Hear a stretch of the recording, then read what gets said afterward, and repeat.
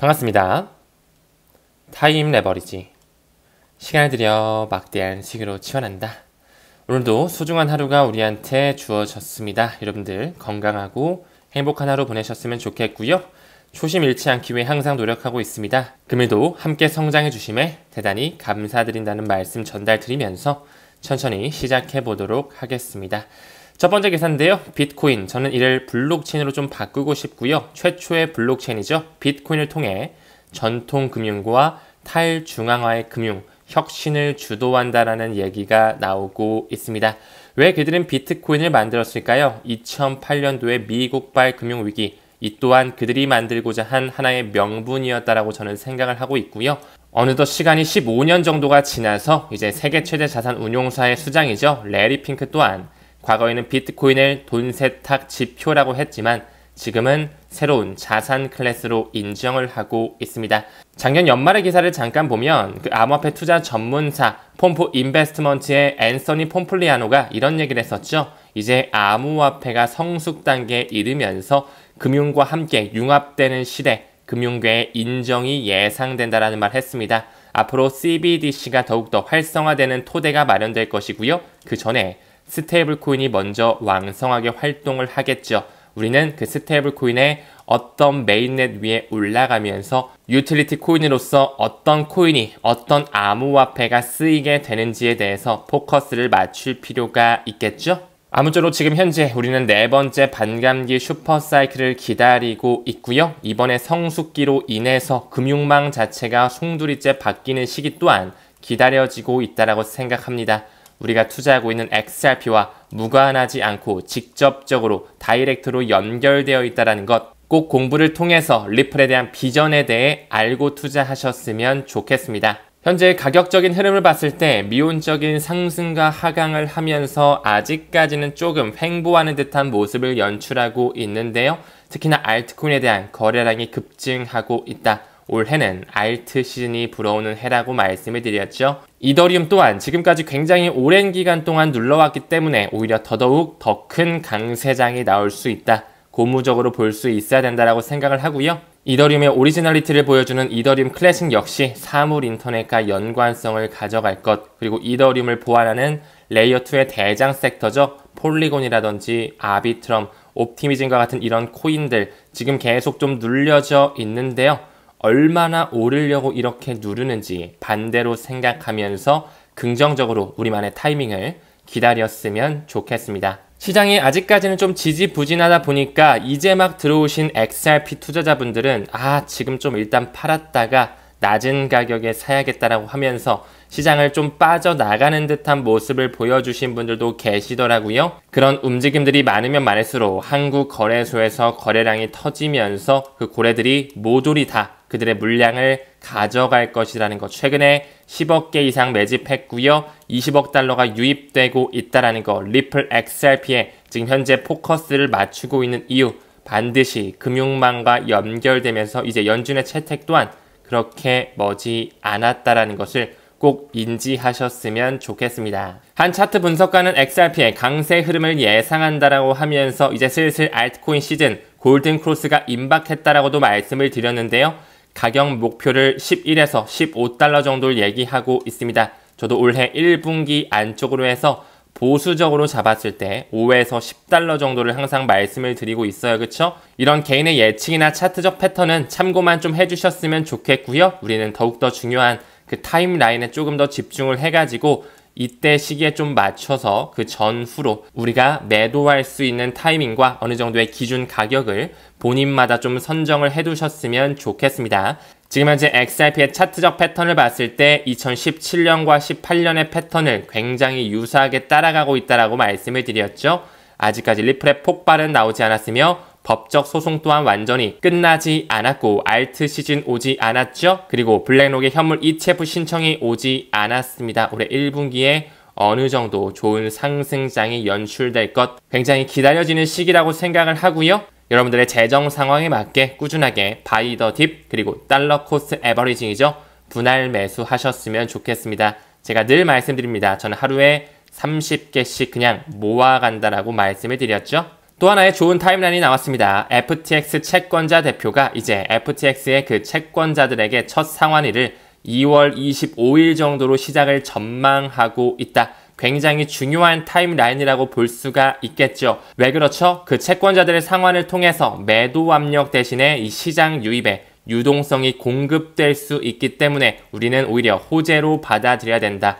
최대 22조 원이 들어올 수 있다라고 말씀을 드렸는데요. 그들이 2월 25일부터 첫 상환을 시작한다? 굉장히 중요한 타임라인으로 받아들여야 된다고 생각을 하고요. 아직 이 시기가 오기까지 한 달 반 정도 남았어요. 그쵸? 그 전에 뭐 도널드 트럼프의 취임도 있을 것이고 폴 애킨스가 SEC의 위원장을 맡는 세대 교체 또한 있을 것인데 왔다 갔다 하겠지만 우리는 2월 말 그리고 아까 3월 10일 연준의 채택 굉장히 중요하게 바라봐야 되는 타임라인이 좀 아닐까 개인적인 생각 공유드려 보겠습니다. 또한 FTX의 채권자 상환뿐만 아니라 2025년 올해 같은 경우는 암호화폐 회사들이 Initial Public Offering이죠.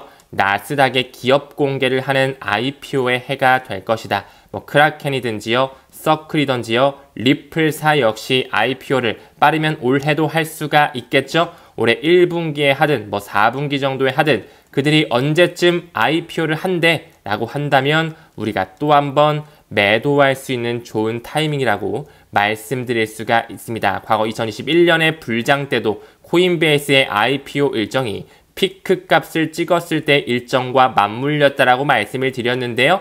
크라켄이 IPO한데 서클이 IPO한데 언제쯤 하는지 어떤 뉴스 기사가 나오는지 잘 지켜보면서 우리는 이를 또 중요한 힌트로 받아들일 수 있어야 된다는 거 천천히 지켜봤으면 좋겠습니다. 다음 기사 봤을 때 러시아가 이제 슬슬 디지털 자산 등록을 의무화시키면서 거래 감독에 대한 기준을 강화시키고 있는데요.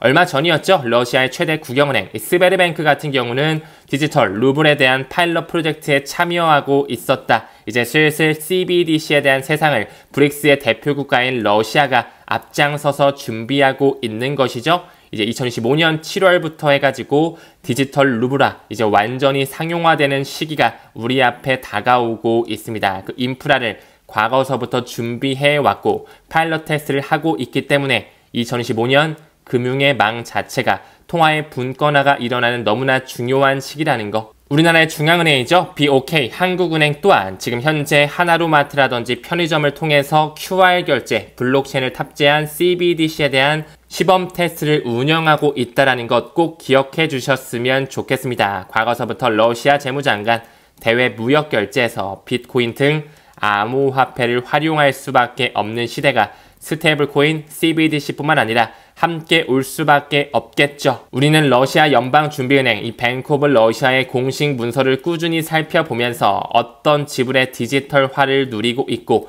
어떤 결제 메커니즘을 통해서 국경 간 결제를 하려고 하는지 그들이 선택한 DLT 분산 원장 기술이죠. Distributed Ledger Technology 플러스 알파 리플이 과거부터 고안했던 인터레저 프로토콜로 모든 금융의 망이 연결되는 시기 2025년 안쪽으로 새로운 표준이죠. ISO 2002라고 하는 그 껍데기를 통해 리플의 진가가 발휘될 수밖에 없는 시기는 반드시 펼쳐질 것이라 생각하고 있습니다. 다음 기사 봤을 때 트럼프 2기 내각에서 암호화폐와 AI, 인공지능이죠. 친화적 인사를 대거 등용하고 있다는 이런 움직임이 포착됐습니다. 우리는 이미 공부해서 알고 있죠. 일단은 뭐 암호화폐라든지 인공지능을 발전시키기 위해서 백악관을 필두로 한 크립토 차르 부서 또한 그가 신설했다고 말씀을 드렸고요. 과거에 리플의 옹호 발언을 했던 피터 틀과 함께 가는 페이팔의 마피아 이 데이비드 sak스가 크립토 차르에 올랐다라고 말씀을 드렸었고요. 그 이외에도 뭐 경제자문위원회 의장 스테판 미란이라거나 미국 SEC 위원장 너무나 잘 알고 있죠. 폴 애킨스 그와 함께 가는 마크 우에다와 헤스터 피어스 3인방 3두 정치 굉장히 좀 기대가 되는 부분이고요. 미국의 차기 재무부 장관 역시나 트럼프 행정부의 출범과 함께 이름을 올리게 되죠. 이따가 좀 다시 한번 말씀드릴 것 같고요. 미국의 정부 효율 부서 도지 부서 일론 머스크뿐만 아니라 인도계 미국인 비벡 라마스와미와 함께 이끌 것이다. 또한 미국의 상무부 장관 하워드 러트닉 같은 경우는 트럼프의 오랜 친구이자 테더의 과거서부터 깊숙하게 투자했던 켄터 피츠제럴드의 수장이라는 것 알아주셨으면 좋겠고요. 모두 다 암호화폐 친화 인사들이 앉을 준비가 이루어지고 있다라는 거. 이제 슬슬 블록체인과 인공지능을 탑재하면서 새로운 시대가 우리 앞에 펼쳐지게 될 것입니다.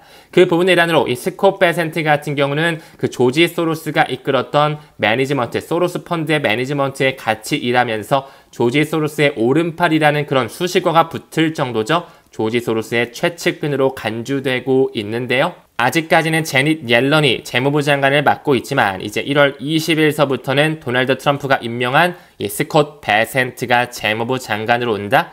제닛 옐런 역시 미국의 싱크탱크라고 불리우는 글렌 허친스 센터 안에 출신이었다라고 말씀을 드렸고요. 스콧 베센트, 조지 소로스와 연결되어 있는 인물이다. 모두 다 뿌리가 하나로 같다라고 말씀을 드렸습니다. 그 세계 경제 포럼과 굉장히 끈끈하게 연결되어 있는 네덜란드를 필두로 한 빌더버그 회의, 세계 엘리트 집단이 있었죠. 그 안에도 조지 소로스의 이름이 명시되어 있다라는 거. 여기 나오는 데비드 록펠러, 헨리 키신저, 벤 버냉키, 빌 게이츠 모두 다 리플과 전혀 무관하지 않은 인사들이자 그들의 자금이 모조리 리플사에 들어와 있다라고 말씀을 드렸죠. 이제 트럼프의 2기 행정부의 출범이 정말 머지 않았습니다. 그 부분의 일환으로 조지 소로스의 명언이 다시 한번 좀 떠오르게 되는 시점인 것 같네요. 게임의 룰이 바뀔 때 굉장히 큰 기회가 온다라는 것이요. 리플의 투자와 굉장히 직접적으로 연관성을 가진 하나의 명언이라고 생각을 하거든요. 리플은 단순한 암호화폐가 아닌 새로운 금융 시스템이자 시계열을 조금 더 뒤로 미룬다면 제2의 기축통화의 가능성까지 있는 포텐셜 있는 디지털 에셋이라는 거 꼭 다시 한번 생각해봐 주셨으면 좋겠습니다.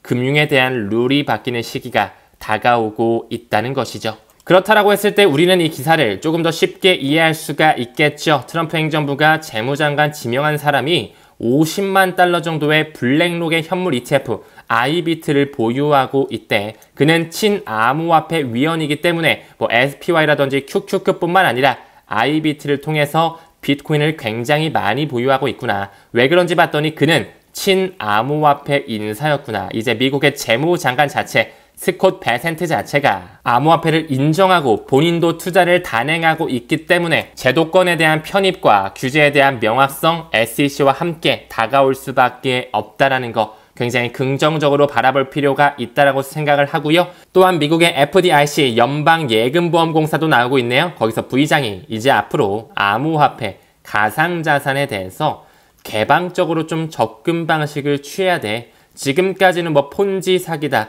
돈 세탁 지표다, 쓰레기다, 허상이다 이런 말이 굉장히 많았지만 지금 그들의 움직임을 봤을 때는 180도 바뀌었습니다. 과연 그들이 공부해보니까 진짜 좋은 거였네? 이거였을까요? 아니요. 그 기득권 세력들이요. 보이지 않는 정부가요. 이제 슬슬 눌러놨던 스프링을 풀어주면서 그들이 준비했던 세상을 대중들에게 펼치는 시기가 다가오는 것이겠죠. FDIC 연방예금보험공사 과연 리플사와는 따로 놀까요? 제가 늘 보여드렸던 기득권의 최종판 안에 연준 옆에 SEC 옆에 누가 있죠? 미국 연방예금보험공사 FDIC 역시 그들 기득권 세력에 그대로 들어가면서 전혀 뿌리가 다르지 않다라는 것을 꼭 인지하셨으면 좋겠습니다. 이 마크가 바로 빌더버그 회의의 마크이고 이의 확장판이 세계경제포럼이죠. 왜 세계경제포럼이 리플과 함께 파트너십을 맺고 있는지, 왜 리플의 회장 크리스 라슨이 과거에 스위프트의 연례 행사 15스에서 연설자로 나서고 있는지, 그들의 자금이 똑같이 묻어 들어가 있다는 것을 꼭 명심했으면 좋겠고요. FDIC와 리플과 또 직접적으로 연관되어 있는 거, 리플 USD죠. RLUSD에 대한 자문위원회 목록을 봤을 때 여기 왜 FDIC 전 의장 출신 쉘러 베어가 들어가 있는지, 그들끼리 한 통속으로 연결되어 있다는 것을 꼭 인지하셨으면 좋겠습니다. 그 유대계 자본이 만든 디지털 커런시 그룹이 왜 2013년서부터 리플에 크게 지분 투자를 단행했고, 또한 영국과 유럽을 제패한 그 유대계 자본의 뿌리죠. 로스차일드 가문이 왜 SBI를 통해서 리플사의 지분 8.7%를 보유하며 펀딩비를 가지고 있는지 우리는 면밀하게 생각해 볼 필요가 있고요. 아직 XRP의 가격과 대중들에게 느껴지는 가치는 빙산의 일각이라는 것을 꼭 아셨으면 좋겠습니다. 여기에도 FDIC 연방예금보험공사가 들어가 있고요. 이 빙하의 뿌리에 왜 빌더버그 회의와 연관성을 가져가는 인물들이 이끌고 있는 빌 게이츠의 재단이요, 록펠러 재단이요, 인터레저 재단, 그리고 싱가포르의 통화청, 구글의 자금이 들어와 있는지, 그들은 모잘루프라고 하는 스와힐리어로 하나를 뜻하죠. 이 재단을 통해서 리플로서 전 세계 금융을 아우르는 상호 운용성의 시대, 인터오퍼러빌리티를 준비하고 있다는 것 꼭 명심하셨으면 좋겠습니다. 작년 연말이었죠. 연준의 의장 제롬 파월이 비트코인 보유할 계획이 없다, 이런 말에 우리의 투심을 절대 흔들릴 필요가 없습니다. 우리는 그들의 말보다는 행동에 집중하자라고 말씀을 드렸죠. 우리는 반드시 투자를 집행할 때 연준의 존재 뒤에는 배후 세력에는 누가 있는지를 봐야 되고요. 블랙록을 필두로 한 이런 유대계 자본의 돈들이 온 세상을 쥐락펴락하고 있다라는 보이지 않는 손에 대한 존재에 대해서 음모론으로만 생각할 것이 아니라 공부를 통해 생각을 확장할 필요가 있습니다. 왜 지난해 1년 동안 500억 달러 상당의 비트코인을 매집했는지, 개수를 봤을 때는 55만 개가 넘는 비트코인, 그리고 109만 개가 넘는 이더리움을 보유하고 있습니다. 이미 비트코인과 이더리움은 제도권 편입이 끝났죠. ETF가 승인이 되면서 자금줄이 들어올 파이프라인이 끝났는데요. 이제 그 다음 타자로 XRP가 준비되어져 있다는 거, 우리는 반드시 지금 현재는 사팔사팔 하지 말고 시장을 떠날 때가 아니라 그 17년, 18년도에 있었던 280일 동안 600배죠. 6만 %가 올랐던 그 포텐셜이 올해는 어느 정도 반영될지에 대해서 긍정적으로 기다리고 공부하면서 사이클 투자에 초점을 맞출 필요가 있습니다. 어제 영상에서도 언급드린 것처럼 3개, 더 나가서 5개의 미국의 주에서 비트코인을 전략적 비축 자산으로 받아들이기 위해 법안을 발의하는 움직임이 보였었는데요. 이제 슬슬 미국을 필두로 한 마이크로 스트래티지의 동지들이라고 하면서 비트코인을 매입하기 위해 조금씩 입맛을 다지고 있다는 거. 그 기관들의 뿌리를 봤을 때 결코 다르지가 않습니다. 그들은 온라인 금을 공격적으로 모아가며 과거에 실물 금을 통해 달러를 만들었다면 이번에는 온라인 금을 통해 무언가의 암호화폐를 급부상하게 만들 것으로 사료가 됩니다. 과연 어떤 코인이 금융 생태계와 맞물리면서 전 세계를 아우르는 유틸리티를 가져가게 될지 천천히 지켜보셨으면 좋겠고요. 지금 현재 최소 1개의 비트코인을 가지고 있는 지갑 보유수가 서서히 높아지고 있습니다. 우리 또한 여유가 된다면 반드시 비트코인 정수 단위로서 1개 정도는 꼭 자손에게 물려준다라는 생각으로 모아가자라고 늘 말씀을 드렸었죠. 앞으로도 많은 기관의 채택과 국가의 채택이 있을 것이고요. 우리는 사이클에 집중하면서 올해는 이제 바나나 존을 앞두고 있다라는 거, 본인만의 매도 시기와 가격에 대해서도 기준을 정해 놓으시면서 본인만의 내공, 인사이트를 기르시길 바라겠고요. 무작정으로 올라가는 시장만 있는 건 아니라고 말씀드렸습니다. 중간중간에 경기 침체의 가능성 또한 있을 뿐더러 베어마켓은 언제나 다시 한번 역사가 반복되듯이 올 수가 있다라는 거, 올해 2025년은 너무나 중요한 해라는 것을 다시 한번 말씀드리면서 오늘 영상은 마무리 짓도록 하겠습니다. 그럼에도 시청 대단히 감사드리고요. 요즘 독감이 너무나 유행인데 꼭 건강 유의하셨으면 좋겠습니다. 모두 좋은 하루 보내십시오. 우리는 모든 면에서 점점 더 좋아지고 있습니다. 감사합니다. 성투합시다.